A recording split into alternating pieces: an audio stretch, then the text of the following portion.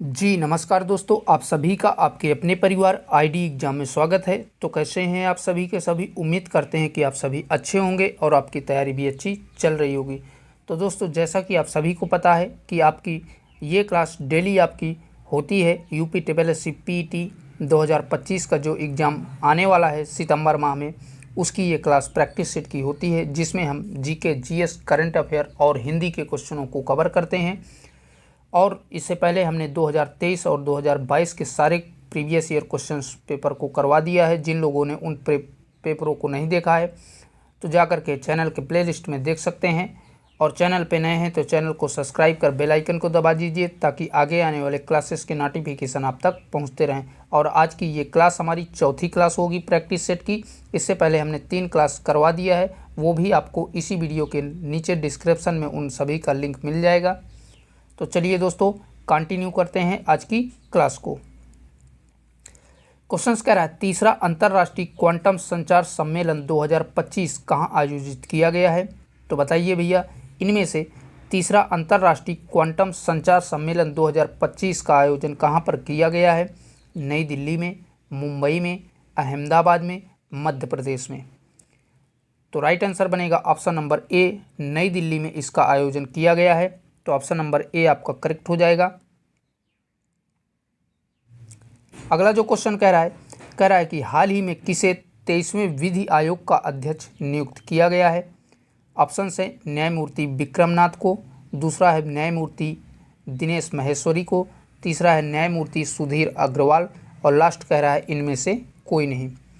तो इन सभी में आपका राइट आंसर बनेगा ऑप्शन नंबर बी, न्यायमूर्ति दिनेश महेश्वरी को 23वें विधि आयोग के रूप में चुना गया है। ठीक है, और बता दें 23वें विधि आयोग के गठन की अगर बात करें तो इसका गठन 1 सितंबर 2024 को हुआ था। कब भैया? 1 सितंबर 2024 को हुआ था। और इसका जो है कार्यकाल केवल 3 वर्षों के लिए मान्य है। ठीक है, तो सारे के सारे फैक्ट याद रखिएगा। आइए देखते हैं अगले क्वेश्चन को। अगला जो क्वेश्चन है कह रहा है कि किस राज्य में lab on wheels mobile science lab परियोजना का द्वितीय चरण शुरू किया गया है। उत्तर प्रदेश में, बिहार में, हरियाणा में या उत्तराखंड में। तो राइट आंसर बनेगा ऑप्शन नंबर डी, इसका जो है द्वितीय चरण उत्तराखंड में शुरू किया गया है। तो ऑप्शन नंबर डी आपका करेक्ट हो जाएगा। आइए देख लेते हैं नेक्स्ट क्वेश्चन को। अगला जो क्वेश्चन है कह रहा है कि मध्य प्रदेश के किस शहर में स्वच्छ भारत मिशन शहरी के तहत भारत का पहला सार्वजनिक निजी भागीदारी मॉडल पीपीपी आधारित हरित कचरा प्रसंस्करण संयंत्र स्थापित किया जा रहा है। तो बताइए कहाँ पर स्थापित किया जा रहा है ये जो है मध्य प्रदेश में। तो बताएं दोस्तों, पहला कह रहा है जबलपुर में, दूसरा कह रहा है भोपाल में, तीसरा कह रहा है इंदौर में और लास्ट कह रहा है ग्वालियर में। तो इन सभी में आपका राइट आंसर बनेगा ऑप्शन नंबर सी करेक्ट हो जाएगा। इंदौर में जो है स्थापित किया जा रहा है। तो ऑप्शन नंबर सी आपका करेक्ट हो जाएगा। ठीक है दोस्तों, चलिए देख लेते हैं नेक्स्ट क्वेश्चन को। क्वेश्चन कह रहा है निम्न में से 34वां सरस्वती सम्मान 2024 किसे दिया जाएगा।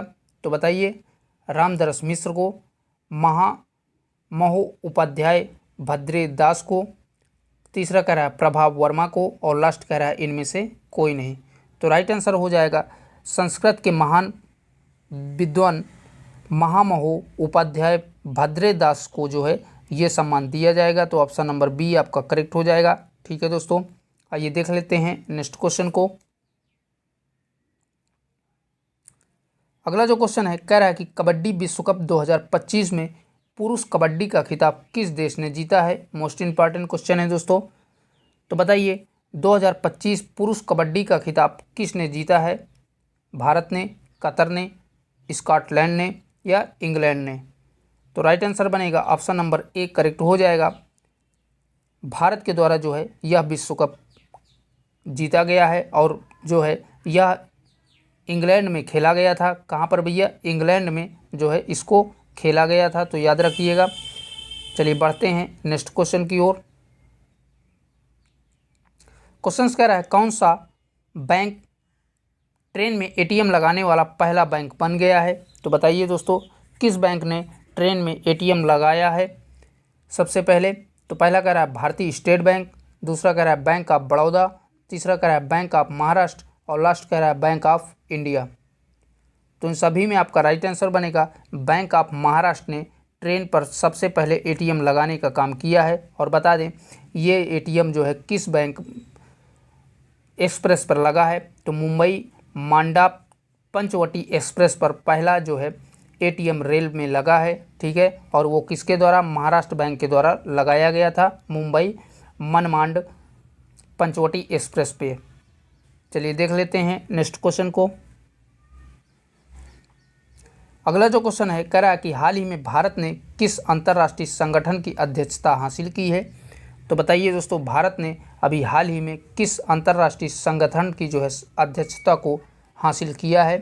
पहला कह रहा है यूनिसेफ, दूसरा कह रहा है ISA, तीसरा कह रहा है अंतर्राष्ट्रीय प्रशासनिक विज्ञान संस्थान और लास्ट कह रहा है इंटरपोल। तो राइट आंसर बनेगा ऑप्शन नंबर सी, अंतर्राष्ट्रीय प्रशासनिक विज्ञान संस्थान की जो है सदस्यता भारत ने अभी हाल ही में ली है। और बता दें इसका मुख्यालय जो है बेल्जियम के ब्रुसेल्स में स्थित है, ठीक है दोस्तों, याद रखिएगा। आइए देखते हैं नेक्स्ट क्वेश्चन को। अगला जो क्वेश्चन है कह रहा है कि अप्रैल 2025 में कितने क्षेत्रीय ग्रामीण बैंकों के विलय की संबंध में अधिसूचना जारी की गई है? 20, 15, 21, 26। तो राइट आंसर हो जाएगा 26 ग्रामीण बैंकों के विलय की अधिसूचना अभी हाल ही में RRB द्वारा जारी की गई है। तो ऑप्शन नंबर डी आपका करेक्ट हो जाएगा। चलिए बढ़ते हैं अगले क्वेश्चन की ओर। अगला जो क्वेश्चन है कह रहा है कि विश्व जल दिवस कब मनाया जाता है? मोस्ट इम्पॉर्टेंट है दोस्तों। तो बताइए विश्व जल दिवस कब मनाया जाता है? 5 अप्रैल को, 22 मार्च को, 19 नवंबर को या 2 अक्टूबर को? तो विश्व जल दिवस 22 मार्च को मनाया जाता है। तो ऑप्शन नंबर बी आपका करेक्ट हो जाएगा, ठीक है दोस्तों। आइए देखते हैं अगले क्वेश्चन को। अगला जो क्वेश्चन है कह रहा है कि भ्रमर शब्द के पर्यायवाची शब्द का चयन कीजिए। तो बताइए इनमें से भ्रमर शब्द का पर्यायवाची शब्द कौन सा है? मधुकर है, निशाकर है, सहचर है या पंचसर है? तो राइट आंसर हो जाएगा भ्रमर शब्द का पर्यायवाची मधुकर है। तो ऑप्शन नंबर ए आपका करेक्ट हो जाएगा, ठीक है दोस्तों। अब यहाँ से आपके 4-5 क्वेश्चन से हिंदी के हैं। अगला जो क्वेश्चन है कह रहा है कि जैनेन्द्र शब्द का संधि विच्छेद क्या होगा? तो बताइए दोस्तों जैनेन्द्र शब्द का सही संधि विच्छेद क्या होगा इन चारों में से?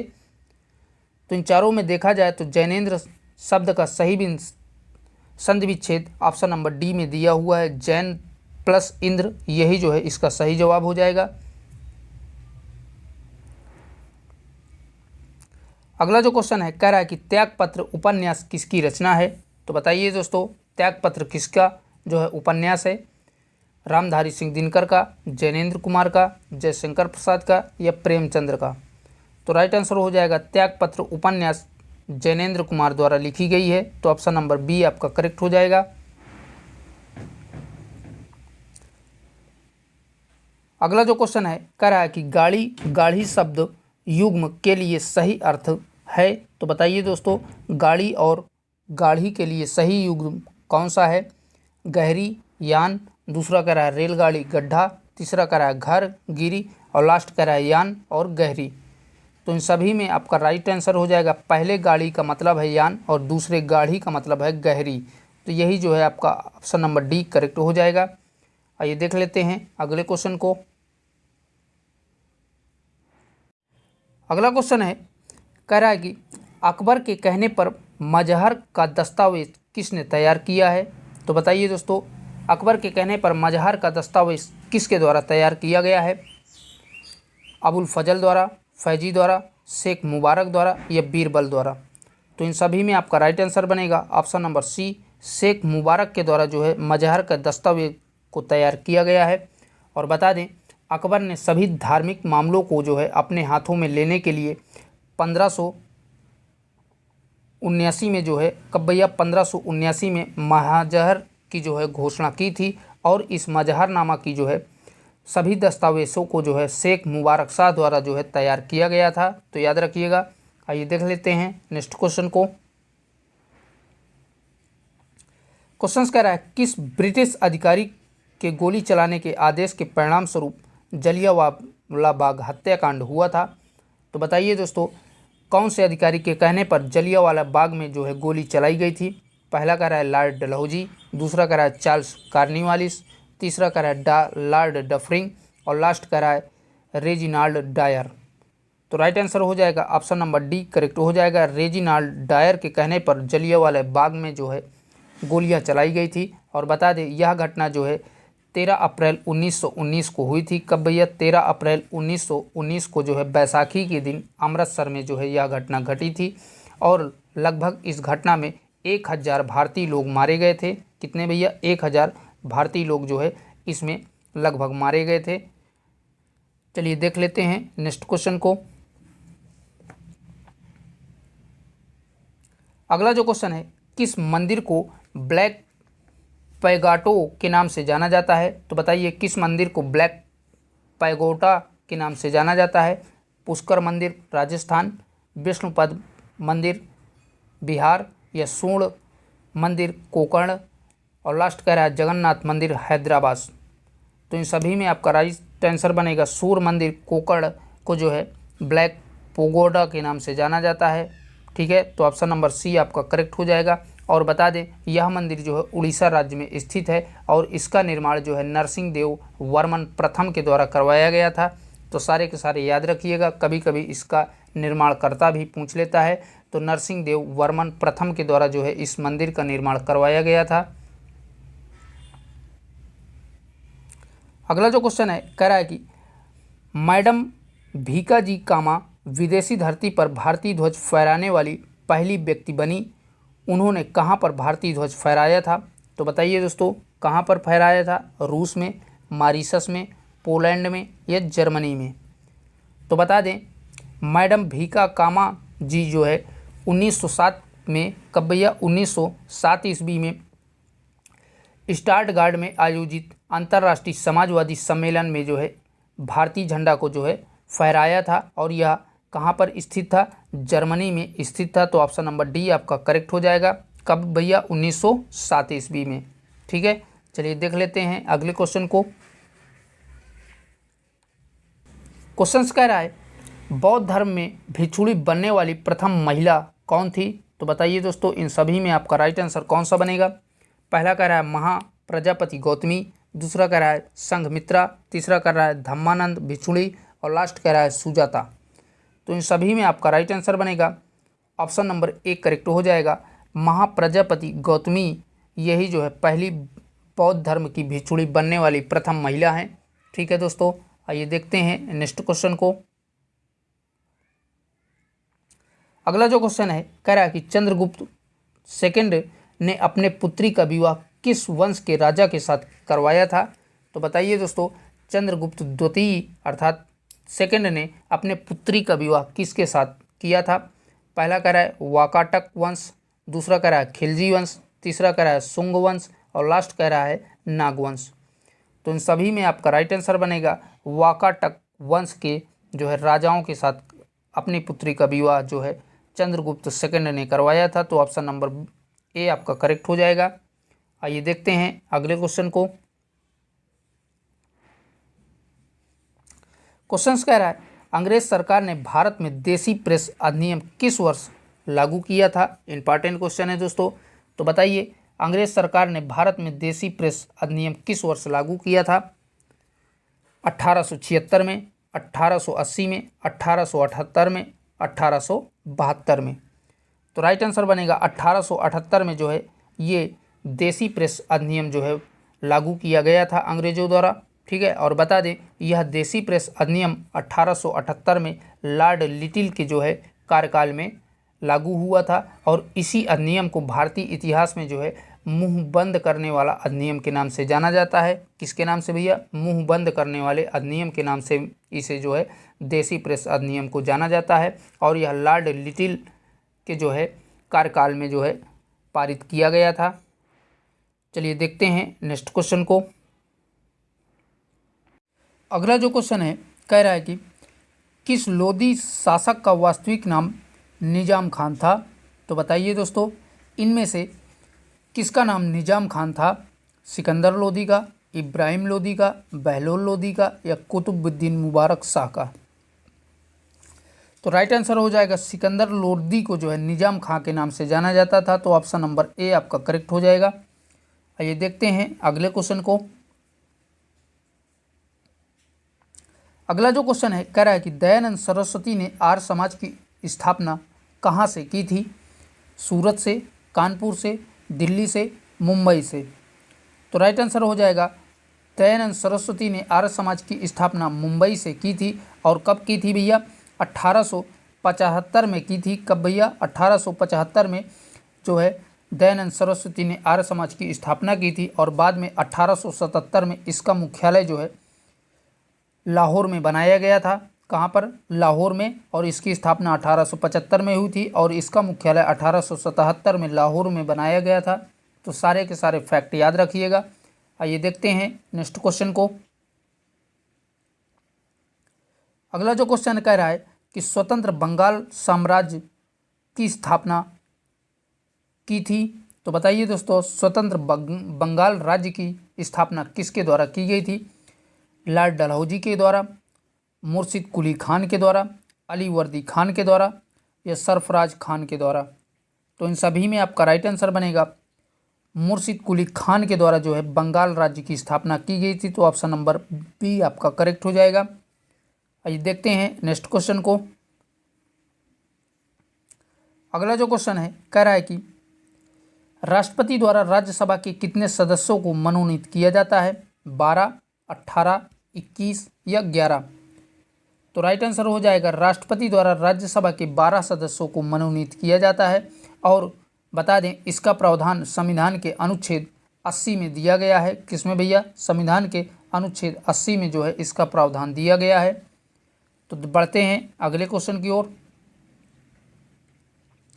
अगला जो क्वेश्चन है कह रहा है कि भारत विश्व व्यापार संगठन अर्थात WTO का सदस्य किस वर्ष बना है?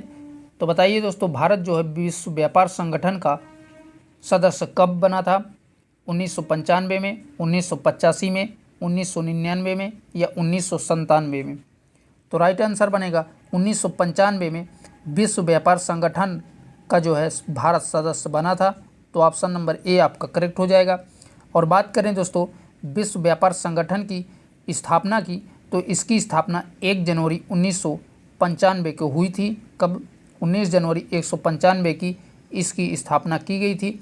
और वर्तमान में इसमें 166 जो है राष्ट्र देश शामिल हैं। कितने? 166 राष्ट्र देश जो है WTO में शामिल हैं। और इसकी स्थापना 1995 में की गई थी, 1 जनवरी 1995 को। चलिए देखते हैं अगले क्वेश्चन की ओर। क्वेश्चन कह रहा है अंतर्राष्ट्रीय महिला दिवस किस दिन मनाया जाता है? 5 मई को, 8 मार्च को, 11 जुलाई को या 22 मार्च को? तो बता दें अंतर्राष्ट्रीय महिला दिवस जो है 8 मार्च को मनाया जाता है। तो ऑप्शन नंबर बी आपका करेक्ट हो जाएगा, 8 मार्च। क्वेश्चन है निम्न में से कौन से भारतीय राज्य की सीमा म्यांमार के साथ नहीं लगती है? तो बताइए किस राज्य की सीमा जो है म्यांमार के साथ नहीं लगती है? मिजोरम की, सिक्किम की, नागालैंड की, मणिपुर की? तो राइट आंसर हो जाएगा सिक्किम की जो है सीमा म्यांमार देश के साथ नहीं लगती है। तो ऑप्शन नंबर बी आपका करेक्ट हो जाएगा। आइए देखते हैं अगले क्वेश्चन को। अगला जो क्वेश्चन है कह रहा है कि निम्नलिखित देशों को उनकी राजधानी से मिलान कीजिए। तो दोस्तों एक तरफ आपके देश दिए हुए हैं, एक तरफ उनकी राजधानी दिया है, तो आपको इनका मिलान करना है। तो पहला कह रहा है ए नंबर बुल्गारिया। तो बुल्गारिया की राजधानी सोफिया होती है, तो ए का तीसरे से। अगला कह रहा है जॉर्जिया। तो जॉर्जिया की राजधानी तिबिलिसी होती है, तो दूसरे का चौथे से। और नेक्स्ट कह रहा है आइसलैंड। तो आइसलैंड की राजधानी रिक्वाइक होती है, तो सी का दूसरे से। और लास्ट कह रहा है नॉर्वे। तो नॉर्वे की राजधानी ओस्लो होती है। तो इस प्रकार से इसका मिलान हो जाएगा। स्क्रीनशॉट लेना चाहते हैं तो आप लोग ले सकते हैं। ठीक है दोस्तों, आइए देख लेते हैं अगले क्वेश्चन को। अगला जो क्वेश्चन है द इनहेरिटेंस ऑफ लॉस पुस्तक के लेखक कौन है? तो बताइए दोस्तों द इनहेरिटेंस ऑफ लॉस पुस्तक के लेखक कौन है? अरुंधति राय हैं, रस्किन बॉन्ड हैं, किरण देसाई हैं या अमित शाह हैं? तो राइट आंसर हो जाएगा यह पुस्तक किरण देसाई के द्वारा लिखी गई है। तो ऑप्शन नंबर सी आपका करेक्ट हो जाएगा। अगला जो क्वेश्चन है कह रहा है कि निम्न में से कौन से समूह में पारिस्थितिक तंत्र में केवल अजैविक तत्व शामिल हैं? तो बताइए इन चारों में से पारिस्थितिकी तंत्र के जो है अजैविक तत्व किस में शामिल हैं? तो राइट आंसर हो जाएगा इन चारों में ऑप्शन नंबर बी, मृदा, खनिज, घास और फूल, यही जो है पारिस्थितिक तंत्र के अजैविक कारक हैं। ठीक है, तो ऑप्शन नंबर बी आपका करेक्ट हो जाएगा। आइए देख लेते हैं नेक्स्ट क्वेश्चन को। अगला जो क्वेश्चन है कह रहा है कि रविन्द्रनाथ टैगोर ने शांति निकेतन संस्थान कब शुरू किया था? 1900 में, 1901 में, 1910 में या 1905 में? तो बात करें शांति निकेतन की, तो रविन्द्रनाथ टैगोर द्वारा शांति निकेतन संस्थान की शुरुआत 1901 में की गई थी। तो ऑप्शन नंबर बी आपका करेक्ट हो जाएगा। और बता दें शांति निकेतन जो है शुरुआत में पहले ये बच्चों के लिए स्कूल के रूप में एक खोला गया था, बाद में इसे विश्व भारती विश्वविद्यालय बना दिया गया है और यह इस समय वर्तमान में पश्चिम बंगाल में स्थित है। ठीक है दोस्तों, तो यह जो है पहले बच्चों के लिए स्कूल के रूप में खोला गया था, बाद में इसको जो है विश्व भारती विश्वविद्यालय के नाम से जो है खोला गया है। चलिए बढ़ते हैं अगले क्वेश्चन की ओर। अगला जो क्वेश्चन है कह रहा है कि गिद्दा और भांगड़ा किस राज्य के लोक नृत्य हैं? तो बताइए दोस्तों गिद्दा और भांगड़ा किस राज्य के लोक नृत्य हैं? पंजाब के, झारखंड के, हरियाणा के या गुजरात के? तो इन सभी में आपका राइट आंसर बनेगा ऑप्शन नंबर ए करेक्ट हो जाएगा। पंजाब राज्य के जो है गिद्दा और भांगड़ा ये दोनों लोक नृत्य हैं।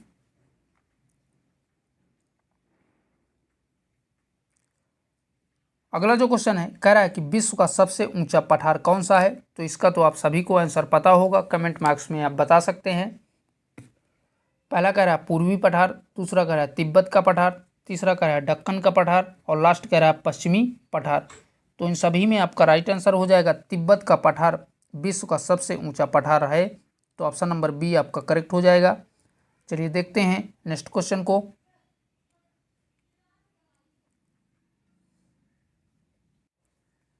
अगला जो क्वेश्चन है कह रहा है कि राज्यों को उनके पर्यटन केंद्र से मिलान कीजिए। तो एक तरफ आपका राज्य दिया है और दूसरी तरफ उससे संबंधित पर्यटन केंद्र दिए गए हैं। तो पहला कह रहा है जम्मू कश्मीर, तो जम्मू कश्मीर जो है गुलमर्ग जो है पर्यटन स्थल है। अगला कह रहा है हिमाचल प्रदेश, तो हिमाचल प्रदेश में जो है कसौली है। ठीक है, अगला कह रहा है गुजरात, तो गुजरात में दोस्तों उड़वाड़ा है, तो सी का पहले से। और लास्ट कह रहा है तमिलनाडु, तो तमिलनाडु में जो है पॉइंट कैलीमर है। तो इस प्रकार से इसका मिलान हो जाएगा। स्क्रीनशॉट लेना चाहते हैं तो आप लोग ले सकते हैं। चलिए देख लेते हैं नेक्स्ट क्वेश्चन को।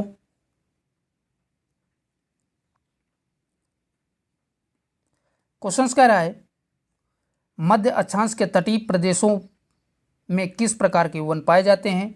मानसूनी वन, शीतोष्ण सदाबहार वन, उष्णकटिबंधीय वर्षा वन और लास्ट कह रहा है भूमध्य सागरीय वनस्पति। तो इन सभी में आपका राइट आंसर बनेगा ऑप्शन नंबर बी, शीतोष्ण सदाबहार वन पाए जाते हैं। तो ऑप्शन नंबर बी आपका करेक्ट हो जाएगा। आइए देखते हैं नेक्स्ट क्वेश्चन को। अगला जो क्वेश्चन है कह रहा है कि निम्नलिखित में से भारत का कौन सा क्षेत्र जिसमें खनिजों का भंडार है? तो बताइए भारत का ऐसा कौन सा क्षेत्र है जिसमें खनिजों का भंडार पाया जाता है? हिमालय, छोटा नागपुर, दक्कन का पठार या पूर्वी घाट? तो इन सभी में आपका राइट आंसर बनेगा ऑप्शन नंबर बी, छोटा नागपुर, यही इसका सही जवाब हो जाएगा। यहीं पर जो है खनिजों के भंडार पाए जाते हैं अत्यधिक मात्रा में।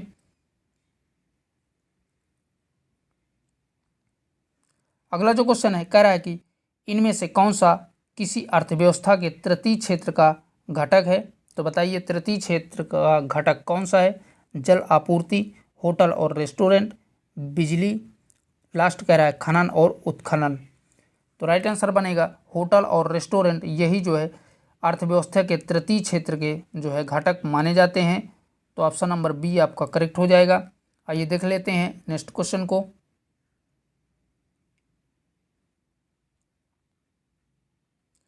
अगला जो क्वेश्चन है कह रहा है कि हरित क्रांति के पहले चरण में मुख्य तौर पर 2 फसलें थी, निम्न में वह कौन सी हैं? तो बताइए वो कौन सी 2 फसलें थी? गेहूं चावल, कपास कॉफ़ी, बाजरा गेहूं, चाय गन्ना। तो राइट आंसर बनेगा ऑप्शन नंबर ए गेहूं और चावल। यही जो है हरित क्रांति के पहले चरण की प्रमुख फसलें थी दोनों। ठीक है, चलिए देखते हैं नेक्स्ट क्वेश्चन को। अगला क्वेश्चन है कह रहा है कि उदारीकरण के लिए निम्न में से किस विधि का उपयोग किया जा सकता है? तो बताइए दोस्तों उदारीकरण के लिए निम्न में से किन विधियों का उपयोग किया जाता है? तो बताइए चारों में से राइट आंसर कौन सा बनेगा? तो इन चारों में से आपका राइट आंसर बनेगा ऑप्शन नंबर ए अधिकांश उद्योगों में लाइसेंस अनिवार्यता को समाप्त करना। यही जो है उदारीकरण के लिए जो है एक प्रकार की विधि उपयोग मानी जा सकती है। आइए देखते हैं अगले क्वेश्चन को। अगला जो क्वेश्चन है कह रहा है कि तीस्ता बांध किस राज्य में स्थित है? तो बताइए दोस्तों तीस्ता बांध किस राज्य में स्थित है? झारखंड में, अरुणाचल प्रदेश में, सिक्किम में या पश्चिम बंगाल में? तो बात करें तीस्ता बांध की तो ये जो है पश्चिम बंगाल में स्थित है। ठीक है, चलिए देखते हैं नेक्स्ट क्वेश्चन को। अगला जो क्वेश्चन है कह रहा है कि नीति आयोग का प्रदेन अध्यक्ष कौन होता है? तो बताइए दोस्तों नीति आयोग का प्रदेन अध्यक्ष कौन सा किसको कहा जाता है? राष्ट्रपति को, गृह मंत्री को, प्रधानमंत्री को या मुख्य न्यायाधीश को? तो राइट आंसर हो जाएगा प्रधानमंत्री को नीति आयोग का प्रदेन अध्यक्ष माना जाता है। तो ऑप्शन नंबर सी आपका करेक्ट हो जाएगा। क्वेश्चन कह रहा है केरल और कर्नाटक में पूर्व मानसून वर्षा को किस नाम से जाना जाता है? तो ऑप्शन है केले की वर्षा, दूसरा है अंगूर की वर्षा, तीसरा है चाय की वर्षा और लास्ट कह रहा है आम्र वर्षा। तो केरल और कर्नाटक के पूर्व मानसून वाली वर्षा को जो है आम्र वर्षा के नाम से जाना जाता है। तो ऑप्शन नंबर डी आपका करेक्ट हो जाएगा। इंपॉर्टेंट है दोस्तों, याद रखिएगा। चलिए देखते हैं अगले क्वेश्चन को।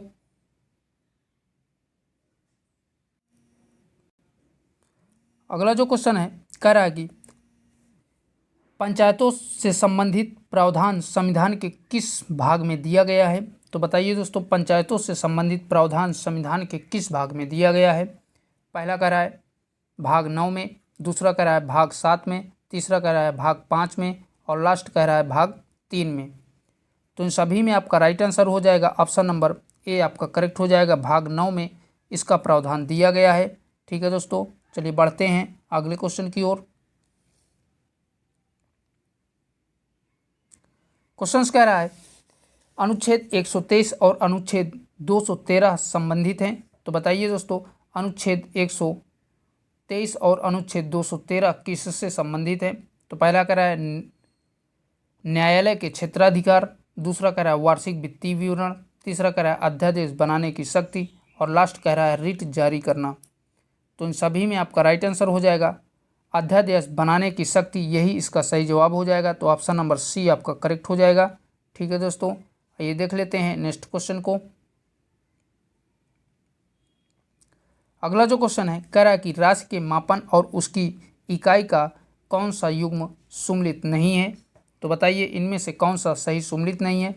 द्रव्यमान किलोग्राम ये सही है। अगला कह रहा है दाब पास्कल ये भी सही है। नेक्स्ट है तापमान केल्विन ये भी सही है और लास्ट कह रहा है वजन घन मीटर, यही आपका गलत दिया हुआ है। यही जो है इस प्रश्न का आंसर भी हो जाएगा और यही जो है सही सुमेलित नहीं है। ठीक है दोस्तों, चलिए देख लेते हैं अगले क्वेश्चन को। क्वेश्चन कह रहा है माइटोकॉन्ड्रिया डैश में नहीं पाया जाता है। तो बताइए दोस्तों माइटोकॉन्ड्रिया में क्या नहीं पाया जाता है? कवक, ईस्ट, शैवाल या जीवाणु? तो राइट आंसर बनेगा जीवाणु जो है माइटोकॉन्ड्रिया में नहीं पाया जाता है। तो ऑप्शन नंबर डी आपका करेक्ट हो जाएगा। आइए देखते हैं नेक्स्ट क्वेश्चन को।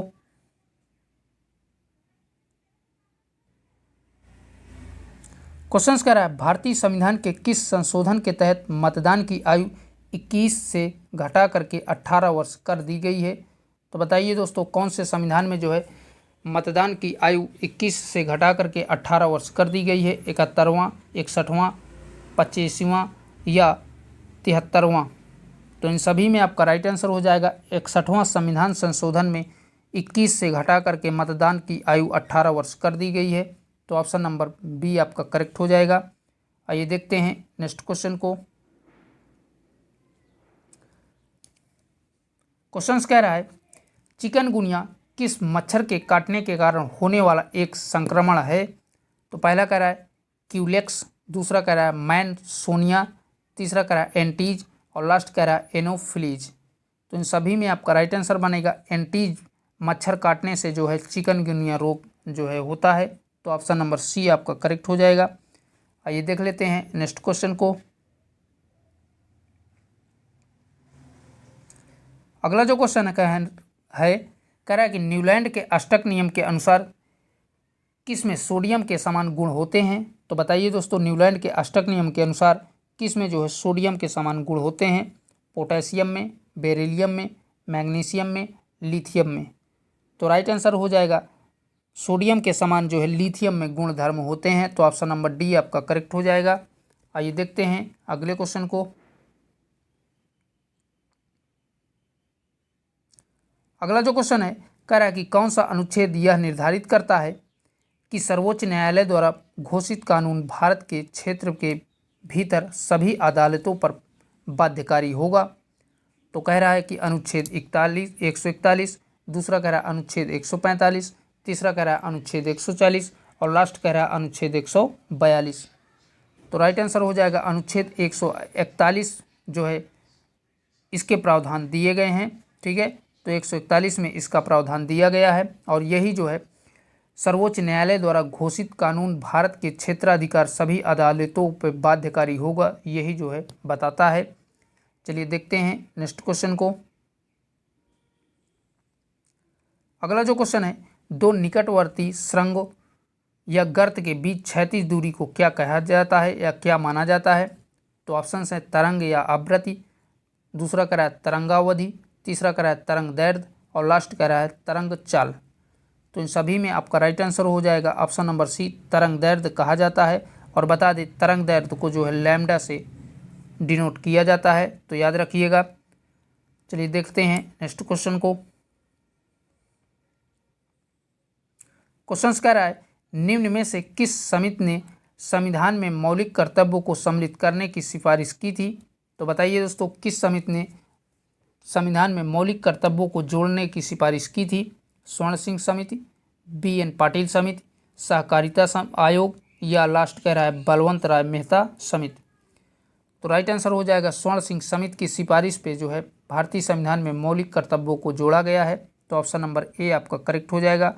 ठीक है दोस्तों, तो दोस्तों आज के लिए इतना ही। यहीं तक आपके जो क्वेश्चन थे आज के हमने आपके साथ डिस्कस किया और ज़्यादा से ज़्यादा दोस्तों वीडियो को अपने दोस्तों में शेयर कर दीजिए। और भैया अभी तक आप लोगों ने चैनल को सब्सक्राइब नहीं किया है तो प्लीज़ उसे भी सब्सक्राइब कर लीजिए।